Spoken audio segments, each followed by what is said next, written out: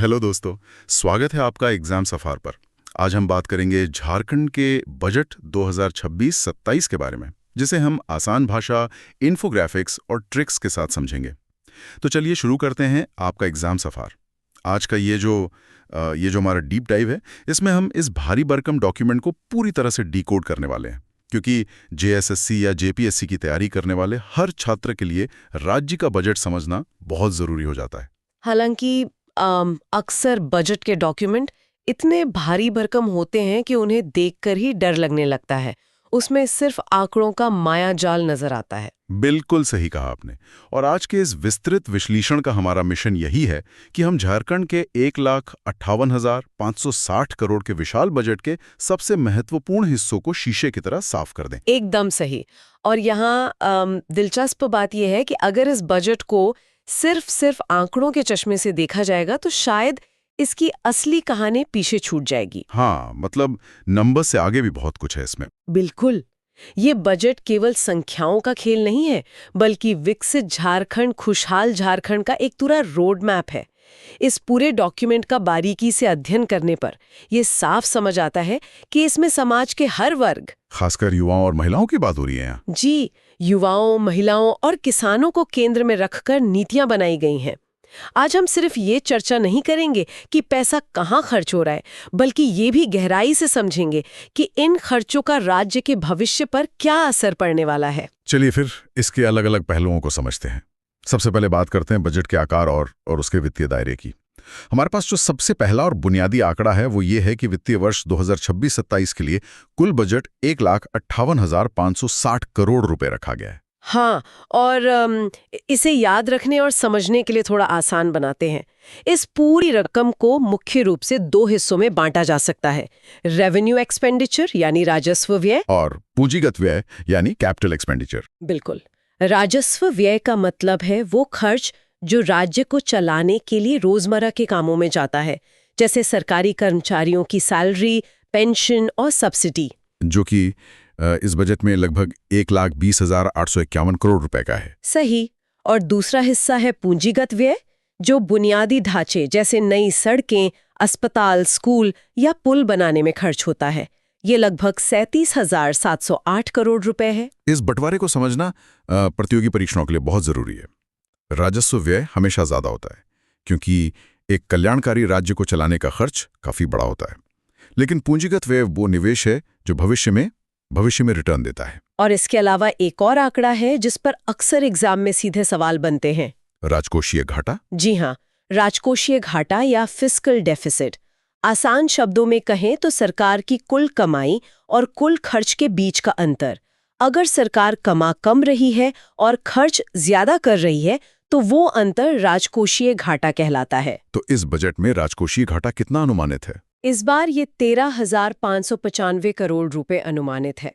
अब सुनने में 13,000 करोड़ की रकम बहुत बड़ी लग सकती है। हाँ, आम आदमी को तो लगेगा कि राज्य 13,000 करोड़ के नुकसान में है। बिल्कुल। लेकिन जब इसे बड़ी तस्वीर से जोड़कर देखते हैं, यानी राज्य के अनुमानित जीएसडीपी, जो कि लगभग 6,24,867 करोड़ रुपए है, उसके प्रतिशत के रूप में देखा जाता है, तो ये मात्र 2.18% बैठता है। लेकिन यहाँ एक संदेह पैदा होता है, क्या 2.18% का घाटा सच में सुरक्षित है? अक्सर ऐसा लगता है कि सरकारें घाटे में चल रही हैं तो अर्थव्यवस्था के लिए खतरा हो सकता है। ये एक बहुत ही लाजमी सवाल है, लेकिन अर्थशास्त्र के नजरिए से देखें तो ये आंकड़ा ये दर्शाता है कि राज्य की अर्थव्यवस्था एक बहुत ही सुरक्षित और मजबूत दायरे में है। आमतौर पर 3% से नीचे के राजकोषीय घाटे को बहुत ही स्वस्थ माना जाता है। मतलब वित्तीय प्रबंधन काफी संतुलित है। एकदम सही। इसका सीधा सा मतलब है कि सरकार विकास के लिए खर्च तो कर रही है, लेकिन कर्ज के ऐसे जाल में नहीं फंस रही है जिसे कल को चुकाना नामुमकिन हो जाए। 2.18% का मतलब है कि वित्तीय अनुशासन को बहुत सख्ती से लागू किया गया है। ये एक बहुत ही स्पष्ट पॉइंट है। अब आते हैं उस सवाल पर जो हर एग्जाम के पेपर में किसी ना किसी रूप में टकरा ही जाता है कि रुपया कहाँ जाता है, यानी कि सेक्टर में कितना पैसा अलॉट किया गया है। बिल्कुल। अक्सर परीक्षाओं में इसका क्रम पूछ लिया जाता है, और इतने सारे प्रतिशत याद रखना किसी बुरे सपने से कम नहीं होता। इसलिए इसे रटने के बजाय एक पैटर्न में समझना बेहतर है। तो क्या पैटर्न है इसका? सबसे बड़ा हिस्सा जो लगभग 17% है, सटीक कहें तो 16.75%, वो कल्याण और सामाजिक सुरक्षा यानी वेलफेयर के लिए जा रहा है, जो कि सबसे बड़ी प्राथमिकता है। हाँ। इसके बाद दूसरे नंबर पर है ग्रामीण विकास और पंचायती राज, जिस पर करीब 12.43% खर्च हो रहा है। और तीसरे नंबर पर शिक्षा और खेल का क्षेत्र है, जिस पर 11.87% खर्च किया जा रहा है।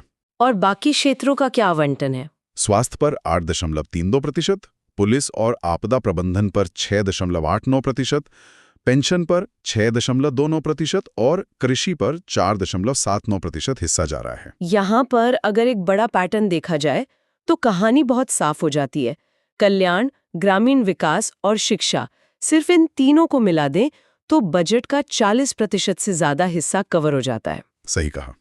अब सवाल यह है कि कल्याण पर सबसे ज्यादा खर्च क्यों रखा गया है? यह सरकार के उस स्पष्ट लक्ष्य को दर्शाता है जिसमें राज्य के अंतिम पायदान पर खड़े व्यक्ति को मुख्य धारा में लाना है। इस कल्याण बजट के अंदर मुख्य रूप से अनुसूचित जाति, अनुसूचित जनजाति और पिछड़ा वर्ग के कल्याण की योजनाएं शामिल होती हैं। क्योंकि जब तक समाज का ये तबका आर्थिक रूप से मजबूत नहीं होगा, उनके क्रय शक्ति नहीं बढ़ेगी, तब तक समग्र विकास मुश्किल है। बिल्कुल, ये एलोकेशन अर्थव्यवस्था की नींव मजबूत करने का एक तरीका है। और जब समाज के हर तबके को साथ लेकर चलने की बात हो ही रही है, तो सोर्स मटेरियल से एक ऐसा आंकड़ा सामने आता है जो सच में चौंकाने वाला है। कौन सा आंकड़ा? आमतौर पर जब हम किसान शब्द का जिक्र करते हैं तो दिमाग में एक पुरुष की ही छवि बनती है, लेकिन राज्य के 38 लाख किसानों में से आधी संख्या महिलाओं की है। ये वाकई एक बहुत ही महत्वपूर्ण डेटा पॉइंट है और इस हकीकत को इस बार के बजट में बहुत गंभीरता से लिया गया है। हाँ, इसे जेंडर बजट के रूप में एक बहुत बड़ी जगह दी गई है। जी हाँ, कुल बजट का 33.89% यानी कि लगभग 34,211 करोड़ रुपए बनता है, सिर्फ जेंडर बजट के लिए आवंटित किया गया है। जो कि एक बहुत बड़ा हिस्सा है। इसमें कितनी योजनाएं शामिल हैं? क्या होगा? योजना ये है कि स्वयं सहायता समूहों यानी SHGs के जरिए महिलाओं को सीधे बाजार से जोड़ा जाए।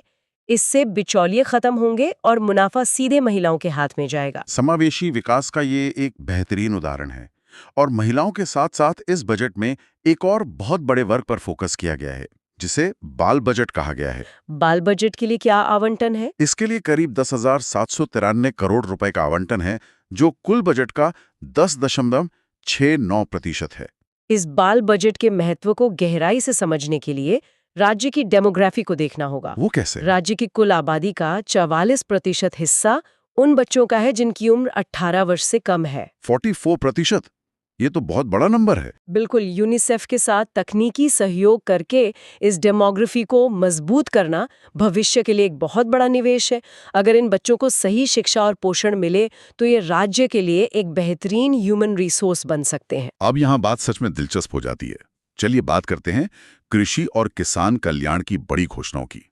झारखंड जैसे राज्य में तो पूरी अर्थव्यवस्था ही कृषि नीतियों पर काफी हद तक निर्भर करती है। हाँ, और किसानों के लिए 3 सबसे बड़ी घोषणाएं की गई हैं। पहली है कृषि ऋण माफी सीमा को बढ़ाना। इसे 50,000 रुपए से बढ़ाकर सीधे 2 लाख रुपए कर दिया गया है। और इसमें सबसे खास बात यह है कि NPA खातों को भी शामिल करने का प्रस्ताव है। बिल्कुल, और प्रभावी ब्याज दर को 0% कर दिया गया है। दूसरी बड़ी योजना है बिरसा प्रधानमंत्री फसल बीमा योजना, जिसके तहत फसल के नुकसान पर मुआवजे के लिए 400 करोड़ रुपए का प्रावधान किया गया है। और तीसरी घोषणा कौन सी है? तीसरी है किसान समृद्धि योजना, जो मुख्य रूप से सौर ऊर्जा से चलने वाली सिंचाई इकाइयों पर केंद्रित है। लेकिन यहाँ एक सवाल पूछना जरूरी लगता है।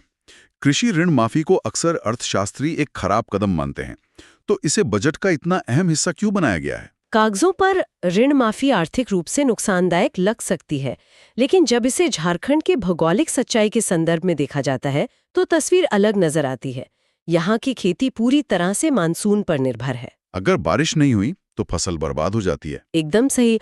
और किसान कर्ज के दुष्चक्र में फंस जाता है। 2 लाख रुपए तक की कर्ज माफी उसे दोबारा अपने पैरों पर खड़े होने का मौका देती है। ये एक बहुत ही प्रैक्टिकल अप्रोच है। और जो सौर ऊर्जा वाली किसान समृद्धि योजना है, उसका क्या फायदा है? इसमें किसानों को दोहरा लाभ मिल रहा है। जब खेत में सिंचाई की जरूरत नहीं होगी, तब किसान उसी सोलर पैनल से पैदा हुई बिजली का उपयोग थ्रेशर और आटा चक्की चलाने में कर सकेंगे। इससे लागत सीधे तौर पर घटेगी। और इसके साथ ही झारखंड राज्य मिलेट्स मिशन भी है, जिसके लिए 1 लाख हेक्टेयर का लक्ष्य और 25 करोड़ रुपए का बजट रखा गया है। मिलेट्स मिशन जलवायु परिवर्तन से लड़ने का एक बहुत ही स्मार्ट तरीका है। मोटे अनाज कम पानी में भी उग जाते हैं और पोषण से भरपूर होते हैं। तो सबका असल मतलब क्या है, खासकर ग्रामीण युवाओं के लिए? सिर्फ खेती से तो पूरे गांव की अर्थव्यवस्था नहीं चल सकती। इसी बात को बजट में बहुत अच्छी तरह से संबोधित किया गया है। ग्रामीण अर्थव्यवस्था का विविधीकरण किया जा रहा है ताकि लोग सिर्फ खेती पर निर्भर ना रहें। जैसे कामधेनु डेयरी फार्मिंग योजना, इसमें दुधारू पशुओं पर 75% तक की भारी सब्सिडी दी जा रही है। और प्रतिदिन 2.20 लाख लीटर दूध संग्रहण का लक्ष्य भी है। इसके अलावा मुख्यमंत्री पशुधन विकास योजना है, जिसमें सुअर, बकरी और कुक्कुट पालन से आय के अतिरिक्त स्रोत बनाए जा रहे हैं। मछुआरों के लिए भी इस बार बहुत खास जगह दी गई है। हाँ, वेद व्यास आवास योजना के तहत मछुआरों के लिए 775 लाख रुपए का प्रावधान किया गया है। और लगभग 1,74,000 परिवारों के लिए बीमा भी है।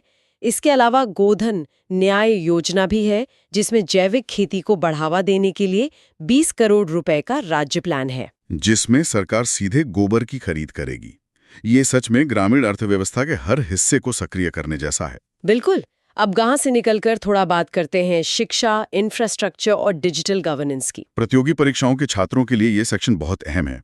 तकनीकी शिक्षा के लिए 31,899 लाख रुपए आवंटित किए गए हैं, ताकि युवाओं को रोजगार परक बनाया जा सके। और स्वास्थ्य ढांचे के लिए चाईबासा और साहिबगंज में नए मेडिकल कॉलेज खुल रहे हैं। डिजिटल गवर्नेंस की बात करें तो ई-कोर्ट्स प्रोजेक्ट के लिए 137.22 लाख रुपए दिए गए हैं।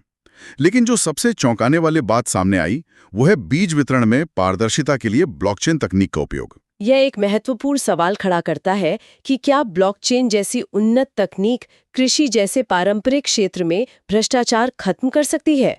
किसान को कोडिंग नहीं करनी है, सप्लाई चेन का हर कदम ब्लॉकचेन पर दर्ज होगा, जिसे कोई बिचौलिया बदल नहीं सकता। मतलब जब किसान बीज लेने जाएगा तो सिस्टम में दर्ज हो जाएगा कि सही बीज असली व्यक्ति तक पहुंच गया है। ये शासन को पारदर्शी और तकनीक संचालित बनाने का एक शानदार कदम है। बिल्कुल, लेकिन किसी भी निष्पक्ष विश्लेषण के लिए हमें चुनौतियां भी देखनी होंगी। हाँ, सोर्स मटेरियल में साफ तौर पर कुछ गंभीर चुनौतियों को स्वीकार किया गया है, जैसे कि मानसून पर कृषि की भारी निर्भरता और फसल कटाई के बाद का नुकसान, जिसे पोस्ट हार्वेस्ट लॉस कहते हैं। लेकिन एक अच्छा बजट वही है जो चुनौतियों को अवसरों में बदल दे। वो कैसे किया जा रहा है? एग्री टूरिज्म के तहत हॉर्टिकल्चर पार्क विकसित करने और सगंध व औषधीय खेती को बढ़ावा देने की बात कही गई है। और निर्यात के लिए कोल्ड स्टोरेज और सप्लाई चेन का निर्माण भी हो रहा है।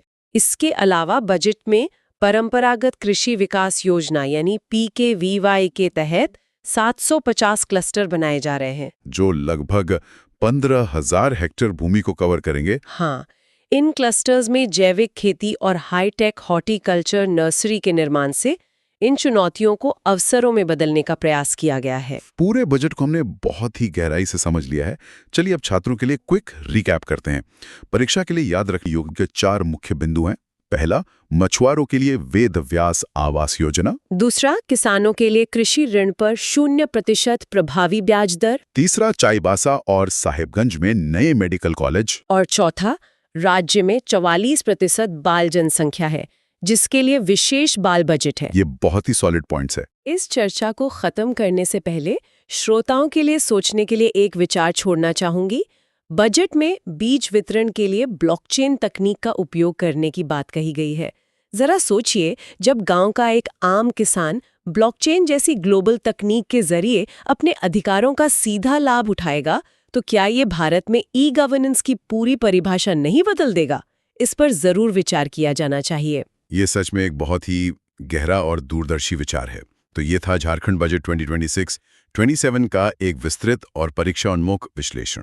अगर ये डीप ड्राइव आपकी तैयारी में मददगार लगा हो तो वीडियो को लाइक करें, चैनल को सब्सक्राइब करें और अपने दोस्तों के साथ जरूर शेयर करें। अपनी राय कमेंट्स में जरूर बताएं। मिलते हैं अगले महत्वपूर्ण टॉपिक के साथ। तब तक के लिए पढ़ते रहिए और आगे बढ़ते रहिए।